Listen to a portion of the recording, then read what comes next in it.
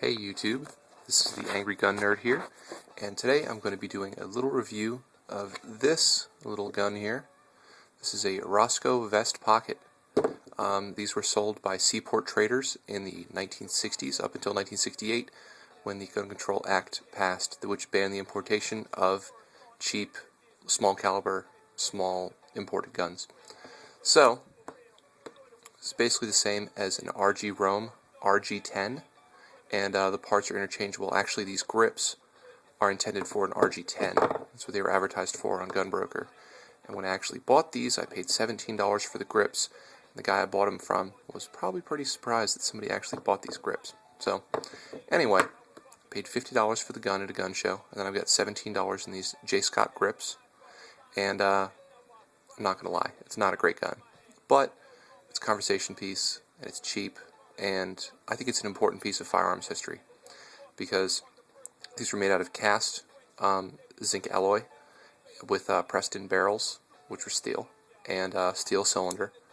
But these guns were really important because when they were not made anymore, or not imported anymore after '68, we had some American gun companies, startups such as Raven and Jennings, Brico, and then later on a bunch of other companies came in making so-called Saturday Night Special type of guns, basically filling the void from these guns. When these guns were no longer allowed to be imported, everybody started making them stateside.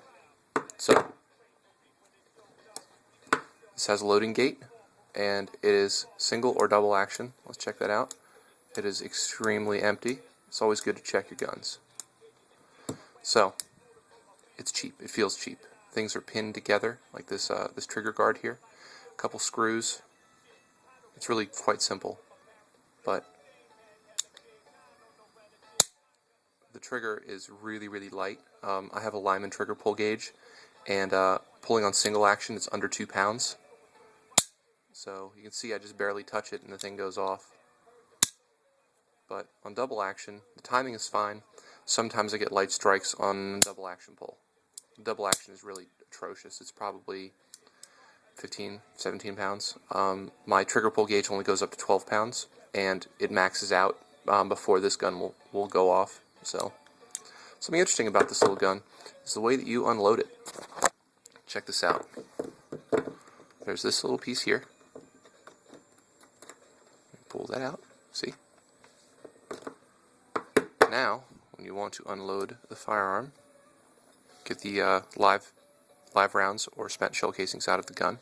What you do is you put the rod in this hole here and you use that, and that's how you pop the shell casings out. Let me show you just for example. Here is a trainer that I have. Whoop. That's how that works. That's kind of cool. I see these a lot of times used at pawn shops, and they always want way too much money for them. They want over $100 for these things. No thanks. It's really not worth $100. I kind of debate whether or not it's worth $50, but because I'm someone who collects these so-called Saturday Night Specials, it's really right up my alley. And for $50, yeah, I bought it. So, you still get a lot of parts for these things online. RG Rohm is still in business, but they do not make firearms anymore. To the best of my knowledge, they make flare guns, starter pistols, and things like that. But if you look online, you can still find most of anything you'd need for this thing. It is chambered in 22 short, but I found that this particular gun will chamber and fire Colibris made by Aguila, and they are far less expensive than buying 22 shorts, and they produce about the same muzzle report, and I've not chronographed it, but probably about the same in terms of speed. So, this is a cheap little gun, but I kind of like it. I mean, it's kind of cute in an ugly way, kind of like one of those little ugly dogs, you know? That's what I think of it. Rosco. I've told everyone that when I have a dog, I'm going to name my dog Rosco, and that's after this gun, because this is a Rosco Vestpocket. I just thought Rosco would be a great name for a dog. Anyway, mainspring tension adjustment here, and that's really about it. It's a cheap gun. The firing pin is part of the hammer, so if you dry fire this thing too many times, this will peen over, as well as you'll get little marks on the cylinder. So, something to look for if you actually want to buy one of these. So open it up and make sure that it hasn't been dry fired 100 gazillion times, because you can tell, because since it's a rim fire, it'll dent that very edge there where the cartridge would rest. So this one's in pretty good shape. Bought it at a gun show in Chantilly, Virginia. Bought a private sale from another Virginia resident for $50. So that is it on this gun, and hope you enjoyed it. Leave your comments below.